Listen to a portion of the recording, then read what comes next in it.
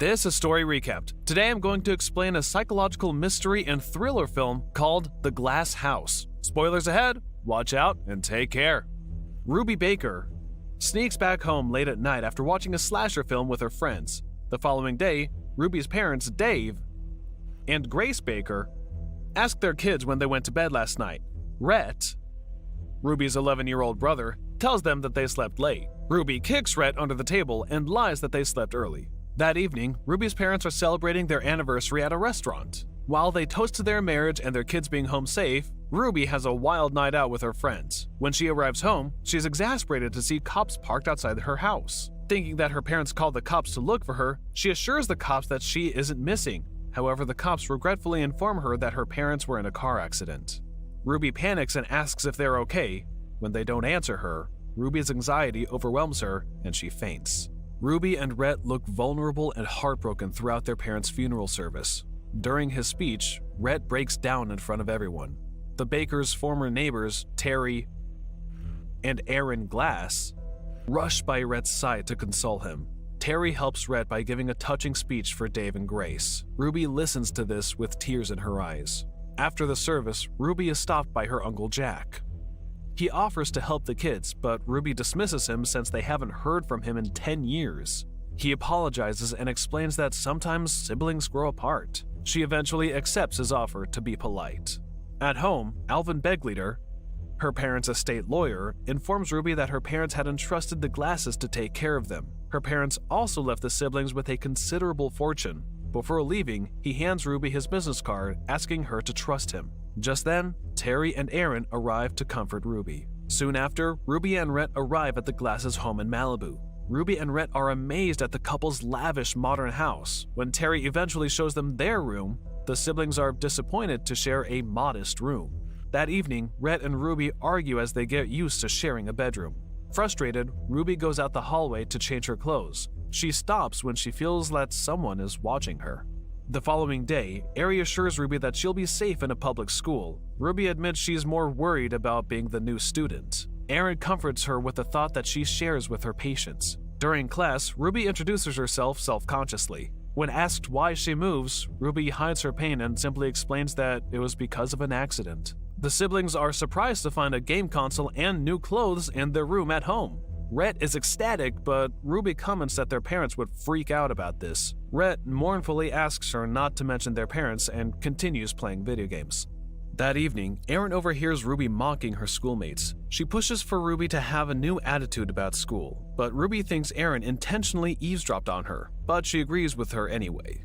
After having a vivid nightmare of her parents' accident, Ruby decides to swim in the pool to clear her head. She's startled to see Terry watching her. He reminds Ruby to be quiet because they can hear everything through the glass walls. During class, Ruby gets disturbed by a safety video on drunk driving. At dinner, the Glasses ask her about the driver's ed class, but Ruby gets agitated and walks off. She heads to her bathroom and grabs a pill bottle from her medicine cabinet. To her surprise, Erin checks in on her. Ruby assures Erin that she's only taken a painkiller for her period cramps. To help, Erin gives Ruby one of her pills. Ruby finds it odd that Erin's cabinet is full of pill bottles, but doesn't ask about it. Later that night, Ruby is too sedated to care about Rhett's video games. She wakes up at dawn and witnesses the couple arguing in the bedroom. Later that day, a schoolmate asks Ruby about a rumor that she had an academic probation. Ruby tries to be friendly and admits that she got caught passing a plagiarized paper. After their chat, the schoolmate leaves Ruby to go with her friends. Ruby realizes that she doesn't have any friends there. At home, Terry barges in on Ruby while she's doing her homework. He invites her to go with him to a premiere. She tries to decline, but he takes it as a yes. Later, Terry brings Ruby to a restaurant instead. At dinner, he explains to Ruby that what she saw was just a marital issue, and she shouldn't be worried. He adds that it gets lonely being married. Ruby looks uneasy and asks to go home. On their way back, Terry drives dangerously fast. When he sees Ruby bracing herself, he erratically switches lanes and parks on the side of the road. Terry leans uncomfortably close to Ruby, but he assures her that he only wants to buckle her seatbelt. Ruby isn't convinced. At home, Terry warns Ruby again to keep quiet. As she heads to her room, Ruby is stunned to see Erin catatonic with a syringe in her arm. The next day, Ruby visits Mr. Begliter's office. She reports all the weird things happening to her at the Glasses. Mr. Begliter reminds her that she and Rhett will have nowhere to go if they leave their guardians. Ruby is disappointed and tries to walk out. Reluctantly, Mr. Beglater tells her that he's trying to help. Before leaving, Ruby learns that her parents left $4 million for them. After Ruby's visit, Mr. Beglater makes a call. That evening, the Glasses explain to Ruby that Erin was just taking an insulin injection for her diabetes last night. They also address Ruby's strange experiences with Terry. They admit that they're hurt by Ruby's distrust. Ruby apologizes, but she's still apprehensive. The following day, Ruby is taking her driver's ed exam. She is still uncoordinated and anxious behind the wheel. After waiting for a long time for the housekeeper, Ruby decides to hitch a ride with Terry instead. When waiting in Terry's office, she inadvertently sees Terry talking to a couple of intimidating men. The men see her watching them and shut the door. She's startled when Terry is slammed against the window by his associates. Later, while exploring the company's garage, Ruby discovers a beat-up Saab that looks like the one their parents drove. A worker tells her that it's been there for a couple months. While heading home, Terry assures Ruby that she shouldn't worry about his associates. She then asks why the housekeeper didn't fetch her earlier. Terry says he fired the maid because she took Ruby somewhere without permission. Ruby gets anxious that Terry knows about the visit to Mr. Beglater. When Terry inputs the passcode for the security lock, Ruby secretly observes him and writes the code down on a drawing pad. That night, Terry gets drunk and disturbs Ruby while she's doing her homework. When he leaves, she switches back to reading a news article on her parents' crash. She discovers that her parents were riding a BMW during the accident. She emails Mr. Beglater asking him to find out whose BMW her parents were driving that night. Later, Terry finds Ruby asleep in front of her laptop, but her paper has no progress at all. The following day, Ruby is shocked to find her paper complete. Ruby runs up to thank Terry for helping her with her paper, but he cryptically says that would be wrong. At school, Ruby meets Nancy Ryan, an inspector from the Department of Social Services. Ryan explains that Mr. Beglater called her to verify Ruby's claims under the guise of a routine checkup. She instructs Ruby to act as if they never met during the checkup. Despite her reassurance, Ruby is still anxious about the plan. During the checkup, Terry hurries the inspector while Erin tries to hide her nervousness. They lead Inspector Ryan to the kids' room, which has been redecorated to look like only Rhett stayed there. Another room has been transformed into Ruby's room. When the kids arrive, Erin invites the inspector to meet the children, but Inspector Ryan insists on checking upstairs. When she checks Erin's medicine cabinet, the pill bottles have been cleared out. Later, the inspector asks Rhett how he spends his evenings. He says that he reads after doing his homework. As she's leaving, Inspector Ryan compliments the Glasses for providing a wonderful home for the kids. When the adults leave, Ruby confronts Rhett for lying to the inspector. Frustrated, she throws his snack into the trash can. There, she sees a letter from Westcott's school stating how Terry withdrew them from their prestigious school and he collected a refund check of $30,500. Ruby also finds a postcard from their uncle in the trash. Meanwhile, the Glasses are relieved to see the inspector leave. When they return, Ruby hides the papers behind her back. Terry drunkenly revisits Ruby while she's doing her homework and teases her about fooling the inspector. As soon as she leaves, she tries to email Mr. Beglater, but her email account had been closed. That night, Terry is awakened by a phone call from the loan shark. He demands Terry to pay up. Ruby secretly listens to their call through the kitchen phone. Terry explains that he had taken on a silent partner that was skimming cash, but the man isn't interested in excuses. Just then, Ruby accidentally pushes over a pot, alerting Terry. When he goes to check, Terry finds no one in the kitchen. Unaware that Ruby is hiding nearby, he promises the loan shark that he found a new personal piggy bank, and he can give $30,000. But it isn't enough, and the loan shark gives him 2 days before they burn Terry's house with his wife inside. When he hangs up, Terry throws a tantrum. After he leaves, Ruby cleverly saves the loan shark's number.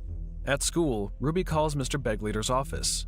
She tells him that she can't get his emails because Terry deleted her account. Beglater informs her that the BMW was registered under Terry's transit company.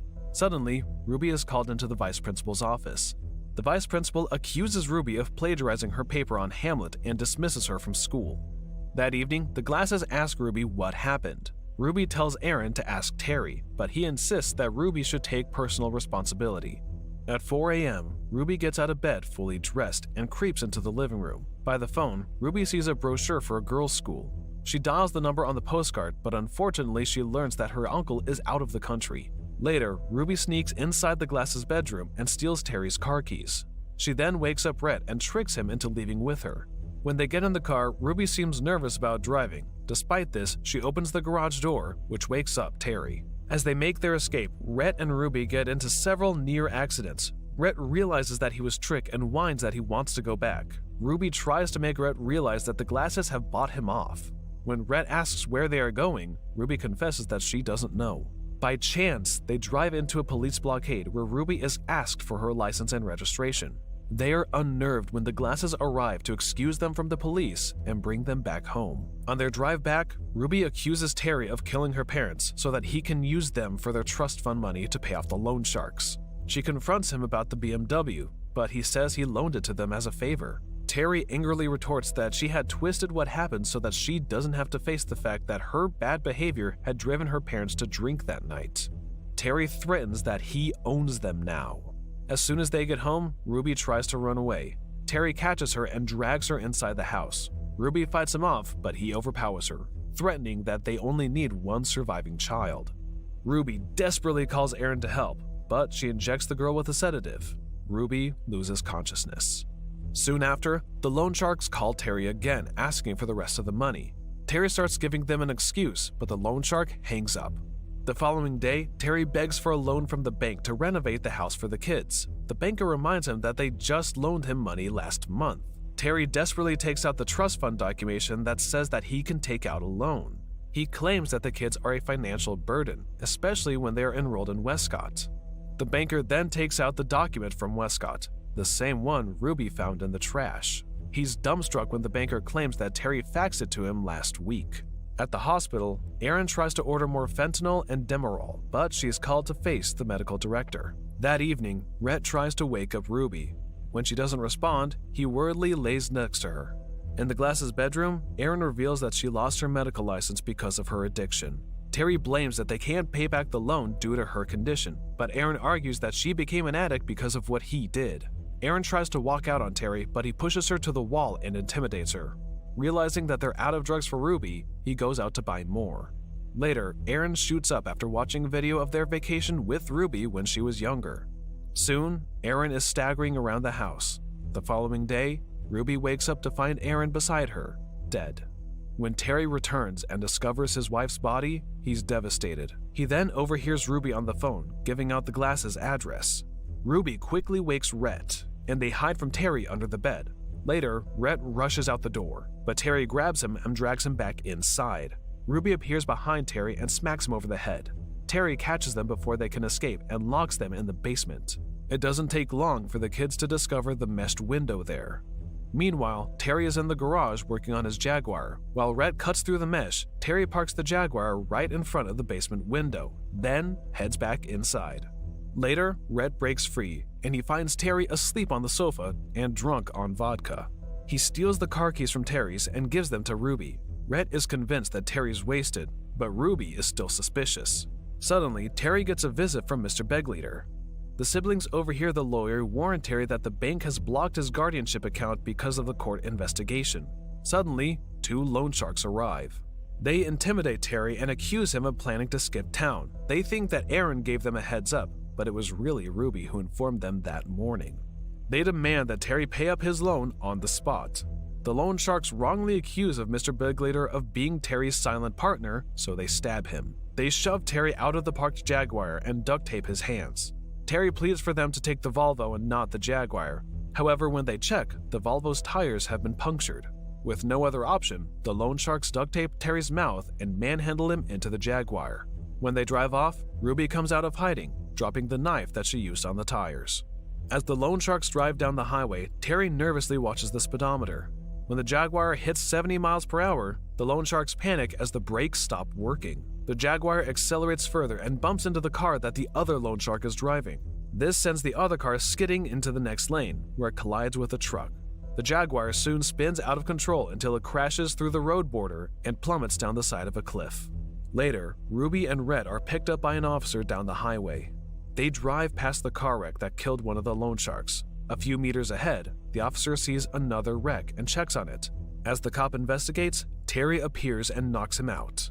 Ruby and Rhett are stunned when they see Terry staggering towards them, covered in blood. Ruby quickly gets into the driver's seat while Terry hides a gun behind his back. Thinking of her parents, Ruby runs Terry over. With Terry dead, Ruby and Rhett get out of the car and just hug as the police arrive. After their ordeal, the siblings visit their parents' grave with their Uncle Jack. He promises that things will be easier from now on and takes them home.